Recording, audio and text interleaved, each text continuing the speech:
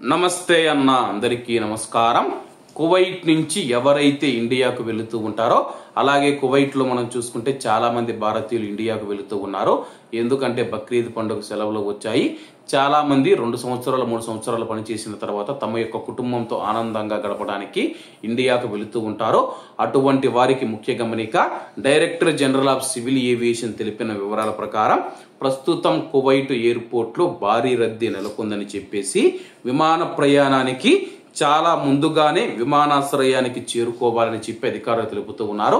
మామూలుగా మనం చూసుకుంటే 2 గంటల ముందైతే చేరుకోవాల్సి ఉంటుంది. 2:30 లేదా 3 గంటల ముందైతే ఎయిర్పోర్టుకు చేరుకునేదానికైతే ప్రయత్నం చేయండి. ఎందుకంటే ప్రస్తుతం ఈద్ అల్ అదా బక్రీద్ పండుగ సెలవులు ఉన్న నేపథ్యంలో కువైట్ ఎయిర్పోర్ట్ రద్దీగా మారింది. అలాగే హజ్ యాత్రికులు ఎవరైతే ఉన్నారో వాళ్ళు కూడా తమ యొక్క రాకపోకలు కొనసాగిస్తూ ఉన్నారు. కాబట్టి దీంతో కువైట్ ఎయిర్పోర్ట్ తీవ్రమైన రద్దీని అయితే నెలకొనడం జరిగింది. దీంతో ఎవరైనా బోర్డింగ్ పాస్ కు కొద్ది గంటల ముందే చేరుకోవాలని చెప్పి అధికారులు తెలుపుతూ ఉన్నారు.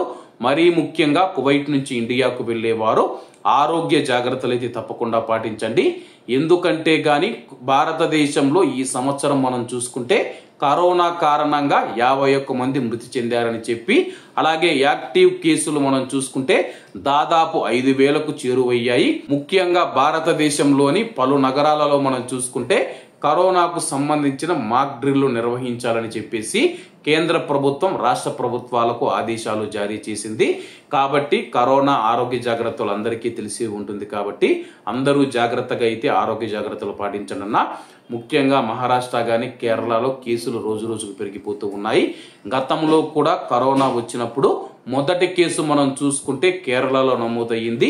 ఆ తర్వాత మహారాష్ట్రలోకి వచ్చి కేసులు అయితే భారీగా పెరగడం జరిగింది.